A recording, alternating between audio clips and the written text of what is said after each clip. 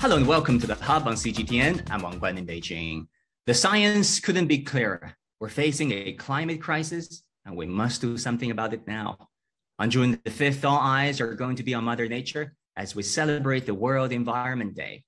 But there are cynics out there saying that despite these anniversaries, despite rounds of COP protocols and agreements, we're still seeing glaciers melting, sea levels rising, and extreme weather events affecting our lives. Now, can we sort out this mess before we pass the tipping point? For more on this, we're joined today from Beijing by Chen Boping, Regional Director for East Asia of C40 Cities. Also from Beijing, we have Dimitri de Boer, Chief Representative for China of ClientEarth. Dimitri and Boping, first of all, I want to welcome both of you to the Hub on CGTN. Only One Earth is the slogan for this year's World Environment Day 2022.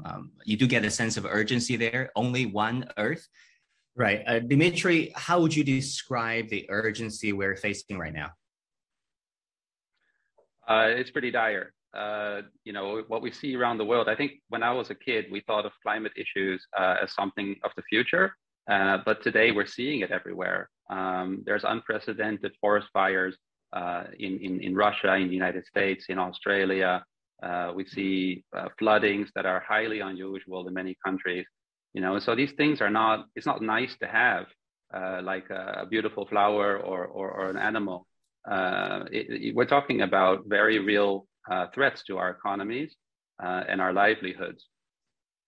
Right. And also the World Economic Forum's Global Risks Report 2022 ranked climate action failure, extreme weather, and biodiversity loss as the top 3 most severe risks over the next decade. How is it possible to tackle these issues before it's too late, Boping?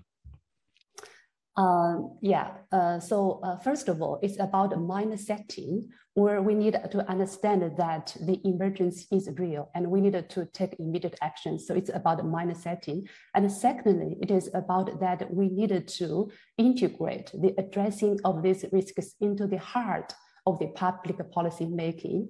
And just to give an example from C40, where we are initiating a program called climate budgeting, which is to working together with the local governments to integrate the climate into their budgeting process and also into the routine key decision-making process of the cities. And thirdly, we also think that these risks are interlinked and there are also integrated solutions to address these risks. For example, let me give a positive example from a Chinese city, Chengdu, where based on the park city plan of the city, they have built a green heart in the city and also a walkway around the city, a green walkway around the city. So these solutions, on the one hand, they help the city to increase the green spaces, to increase the biodiversity, and also help the city to better absorb rainwater. So it's more about climate adaptation. And it also provides the citizens with more kind of leisure places, and it also helps with climate mitigation because there is more walking and cycling options for the citizens. So just want to give this example to say that there are also integrated ways to solve all these risks together, and we needed to address these risks in a systematic way. Yeah, Dimitri, I know your organization, ClientEarth, as well as Boping's organization, C40, are leaders in their own rights, are unique in their own ways in addressing the issue of climate change and mitigating the impacts of climate change. We'll talk about that later. But on some larger issues, for example, the curbing of a temperature rise to limit the rise in global temperature to 1.5 degrees Celsius, which is considered a very ambitious target worldwide. Is this still possible in your opinion, given the present situation? I mean, even Germany is reactivating its coal-powered plants. It may barely be possible, but it's not really a question of whether 1.5 is possible or not. Basically, every degree or every 0.1 degree that we go higher, these disastrous impacts are going to be exacerbated, right? And so it becomes very hard to tell exactly what we're doing to the planet. The scientific community is now very clear that we are reaching tipping points, and that could mean sort of out of control climate change, where effects that we've triggered lead to systemic changes. So, we could see entire ecosystems collapse, or effects on the Arctic and the sea level rise that just could really cause such big trouble for humanity. So the whole point is not to think about, oh, can we reach 1.5 or can we reach this or that? It's about taking action today in all countries. You mentioned Germany just now. Europe has a very ambitious goal to reduce its emissions of carbon dioxide by 55% by 2030. Just 2 years ago, it raised the ambition from the 40% that it originally had set to 55%. So it doesn't really matter how they achieve that. If Germany uses a bit more coal and a little bit less Russian gas, for example, but as long as Europe achieves that goal of reducing emissions, that's what it's about. Right. Boping, let's talk about your organization first. C40 is a network of mayors of nearly 100 world-leading cities collaborating to deliver urgent action needed right now to confront the issue of climate change. Tell us the importance of engaging leaders at the mayoral level to affect change, because you don't often hear about it, right? You hear about ministerial level meetings, COP, protocols, agreements, but you don't often hear about the necessity of engaging mayors. Why is that? Actually, that's why we have C40 to engage with mayors and also work together with the mayors from nearly 100 leading cities in the world, collaborating to tackle the climate crisis.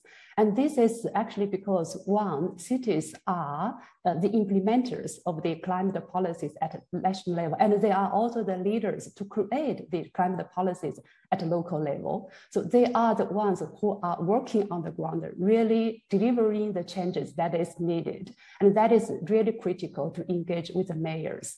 And secondly, also it is because cities also, they often have many challenges that are similar, and they also have experience that they can share with each other. So that's why we as C40 think that we have a unique strength to work together with mayors and cities across the globe, so that they can share their experiences and discuss about the challenges and the solutions for that. All right, Dimitri, your organization, ClientEarth, is a very interesting one in that its mission statement says you believe the law is the most effective lever for climate action. And you said we wield the power of the law to bring about end-to-end systemic change, informing, implementing, and enforcing the law, drafting and advising decision makers on policy, building legal expertise. But in reality, I assume there could be a whole range of challenges, right? When you talk about entrenched interests, the stubbornness, the rigidity of government policies, path dependence, how do you overcome those issues and really bring about change? So that's a really good question. We do believe that the law is an extremely effective tool, and I'll give you a few examples. So in Europe, sure. Our organization actually litigates.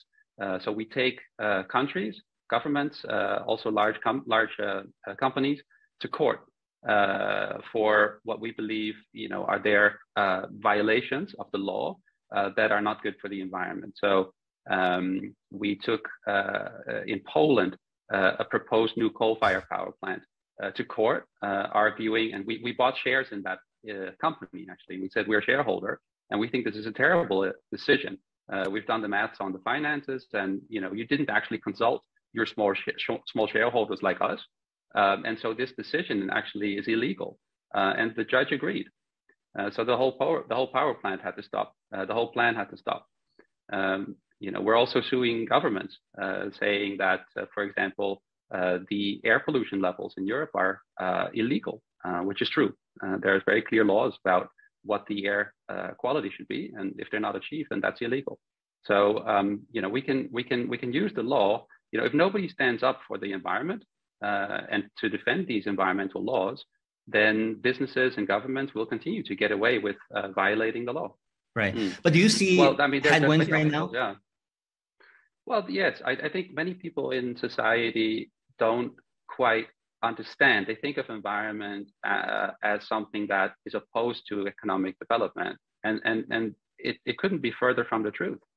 The way to develop the economy, the way to stimulate the economy is in ways that are good for now and for tomorrow. And so the win-win solutions are the sectors like, renewable energy, proper grid connectivity, electric vehicles, batteries, power storage.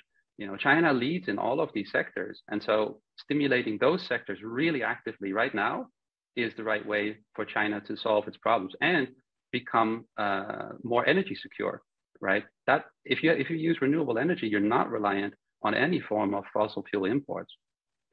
So in China, the political commitment is strong. The central government has a clear plan for all of this, but I do believe that a number of stakeholders in China still don't quite get it and are still resorting to the old, outdated model of growth. So how do we use the law in China? Well, first of all, there is no law in China for climate action. So we're actively working with the Chinese government to develop such a law, conducting research, comparing what are the best models. So that's one example. There's also a number of initiatives. The Supreme Court of China is extremely committed to the environment and climate action. They have a whole specialized department that's looking at all of these issues and is issuing lots of guidances to judges around China on how they should rule on cases so that they can help the climate. Boping, I'm interested in your story as well. C40 are bringing together mayors from around the world, accounting for 25-30% of the global GDP. Tell us a bit about your work here in China. How would you compare notes with, the tasks, the mandates that Dimitri has just described? This is a very good question. Actually, we see C40 very different from other organizations. We have a uniqueness in our own. As you just mentioned, our uniqueness actually is this global network of mayors. And we also see that as a strength and opportunity for us to seize. For example, when we work together with Chinese cities, the approach we often use is to bring them to communicate and exchange together with international cities. And we not just do exchange from exchange or exchange by exchange. At C40 globally, we also have a global network, global technical network, where we focus on 5 key areas. And we also have our technical manager who can organize the global cities together to working on certain topics. And because we work closely together with these nearly 100 cities, we understand very deeply what are the challenges that cities are facing and what are the opportunities that they want to seize. So we can very directly working on those challenges that cities are facing. Let me probably give one example. For example, when we are working on electronic vehicles in North America, where what we are working with our cities is, for example, for delivery vehicles, we found that it is relatively easier for the large enterprises to work on this, for large business to work on this. But for the small scale business, they actually have like the economic pressure to work on this. So how can we work together with the mayor, with the city to engage with the small business to help them to overcome the barrier to join the work on electronic vehicles? That is what we are working in the North America in terms of this topic. Globally, we are also able to identify some pioneering topics. For example, in the building sector, we not only work on operational emissions of the buildings, but we also work on the embodied emissions of the buildings, and we call it construction, which is to address the emissions along the supply chain. And this is actually pioneering for our cities because it means that our cities are not only addressing the emissions that are in the boundary of the city, but also goes beyond the boundary of the city. So we actually bring this topic to cities across the globe, including China. And currently, there are already 3 Chinese cities who are closely engaged with us to work together with us on this topic. And we also, link this work with the pilot program on green building materials program in China, so that there is also a potential to further replicate this experience to the non-C40 cities. Yeah, it's very important to build the building right. I want to ask both of you a question. That is, how do you and your organization maneuver through the ultimate contradiction or a potential contradiction that is ensuring growth on one hand, where the Chinese government says it wants to grow the economy by 5.5% by the end of the year. And on the other hand, protecting the environment, right? Reaching its carbon neutrality goals in the decades ahead. Now, with the Chinese economy facing tremendous downward pressure from COVID prevention measures, from the global supply chain shocks, from the war in Ukraine, how do you see that happening? How do you maneuver through these seemingly contradictory lines of commitments? Dimitri, let me start with you. I personally think the question really is wrong. There is no contradiction there. There are many ways in which one can stimulate the economy. And in our view, the best way is to do so in a way that's good for the short term, for the midterm, and for the long term. So you need to look at how much employment are you stimulating here, how useful are these sectors in the future, right? And so by stimulating a lot of sectors that you know are not going to be so useful, that actually should be on a downward trajectory going towards 2030 or 2040, then it's essentially wasted money. It's a very poor decision. So it's much better to take that money and invest it in perhaps retraining. I mean, it's also important to look at the communities that are going to be affected by the climate transition, but to support them very actively in going towards a much more suitable path. So if, my recommendation for business leaders, government leaders across China is to look very carefully at your own,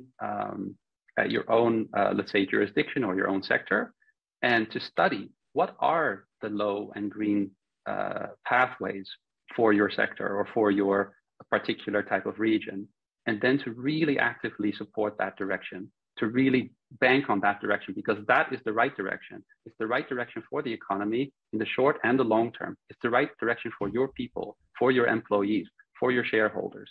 So it's actually, in our view, criminal not to do that. That's exactly why we take companies to court in Europe when they don't do that. All right, fair enough. Boping, what do you think?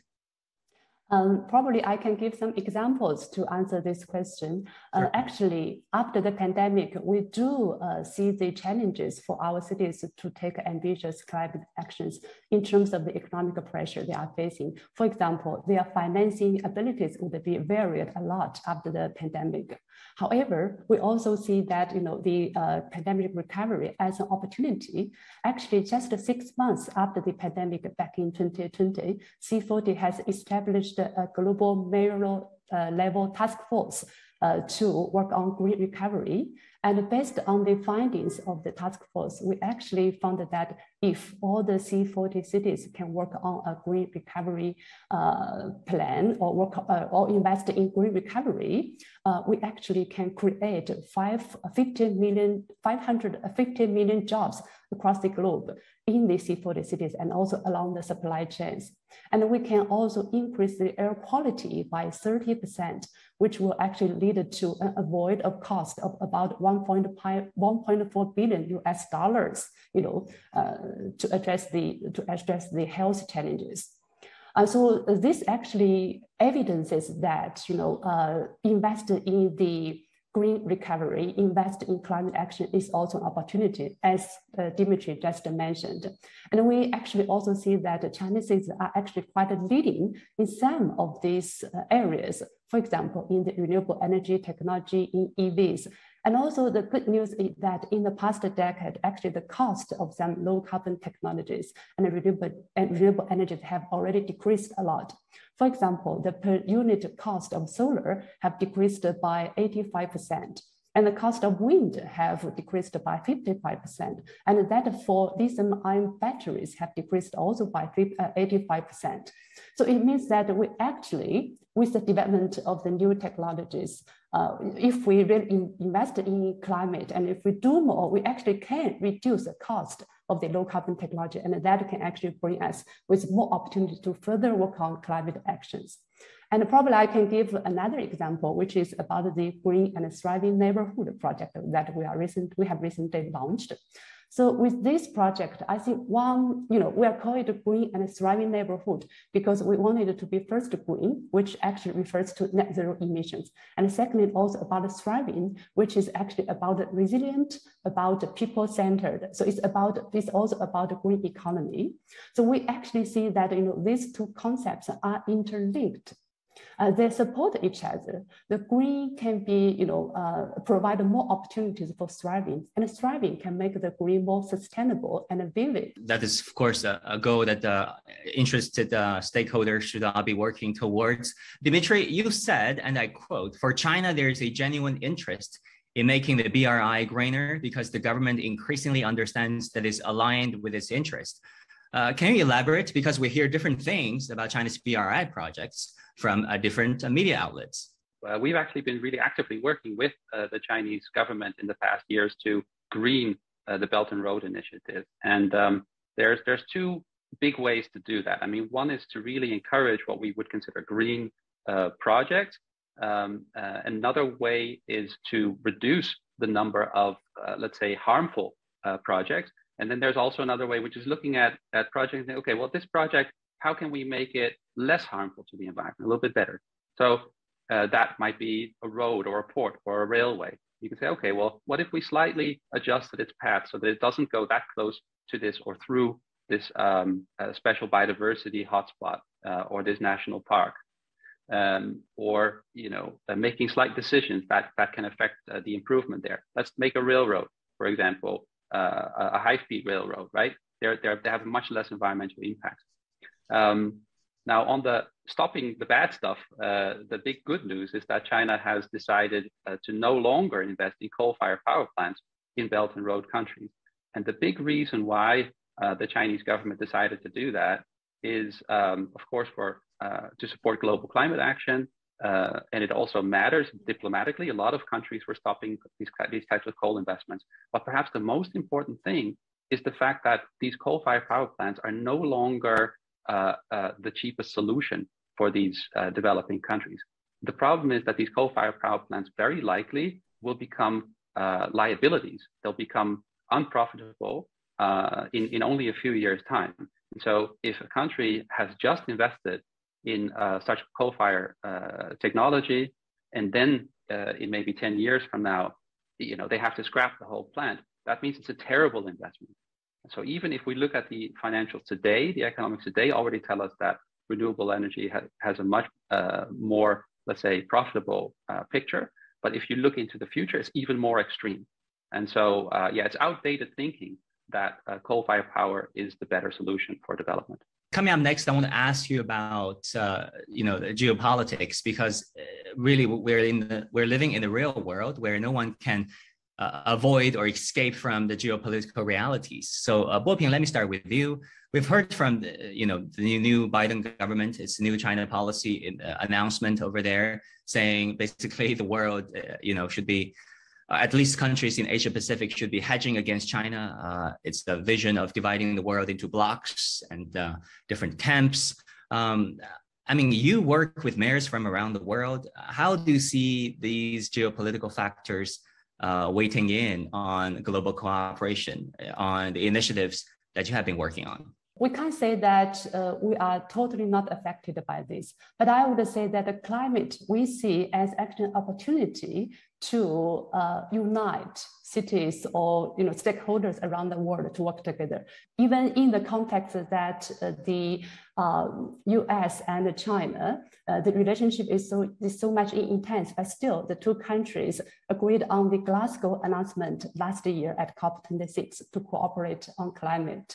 And recently, we also observed some bilateral events that was held by stakeholders from both countries to discuss about cooperation in environmental protection or climate change. Also, secondly, we specifically find that for cities around the globe, that especially for cities from the global south, there is also a strong desire to learn from China and to cooperate with China. And also, China is a big player in terms of tackling the climate crisis in China. So we think that the world cannot succeed without China. That is why we think that it is critically important for us, to facilitate our mayors to work together, including to facilitate our Chinese mayors to work together with our global mayors. works. For example, Beijing has been very successful in improving its air quality in the last decade. And in the year 2021, Beijing as a mega city in China and also mega city in the north part of China, who has been successful in meeting the national air quality standards fully of China. And a lot of cities in the global south are very interested in learning of this from Chinese cities.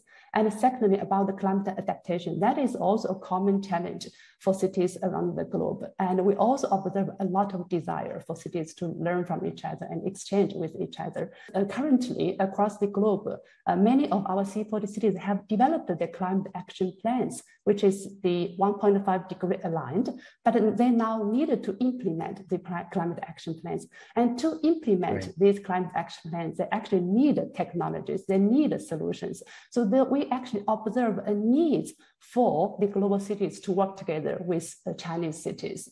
And we think that, that is an opportunity that we cannot miss if we want to tackle the climate crisis. Exactly. Dimitri, how do you see geopolitics standing in the way of global cooperation on climate? There is definitely a risk. If countries have no mutual trust and in each other's actions, they're worried that the other country is going to continue to emit, for example, that could undermine political support domestically for more action. So having some confidence in each other is absolutely critical. And in that sense, I mean, the positive news is definitely that we're seeing, US-China relations, as lousy as they are, climate change is still a priority, and it's actually quite an active subject. In the EU-China relationship is really strong when it comes to environment and climate change. So at the vice premier and vice president level, there's just been a high-level dialogue established, which has already paid off in many ways. We spoke about greening the Belt and Road, right? That's more about overseas investment. But this supply chains issue, like looking at where does this stuff come from? Is this actually leading, by buying all these things, are we causing deforestation around the world? That's a topic that China now is also very interested in. So it's I think that is a clear result from this EU-China high-level cooperation. And I believe that these relations will never stop. Climate and environment relations will always be there and will always be positive. And finally, a lot of viewers watching our program wanted to know how they can contribute to the protection of our one and only Earth. What impacts do you think their lifestyle can have on the planet? What would you tell them? Let me start with you, Dimitri. Look at sort of your own consumption style. I mean, I think these days in China, for example, we order a lot of things online or 外卖, right? The food deliveries. And you see the amount of waste that's being generated. It's insane.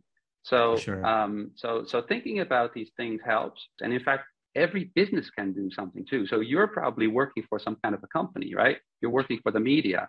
Now you're making a program about the environment. You're helping share awareness, right?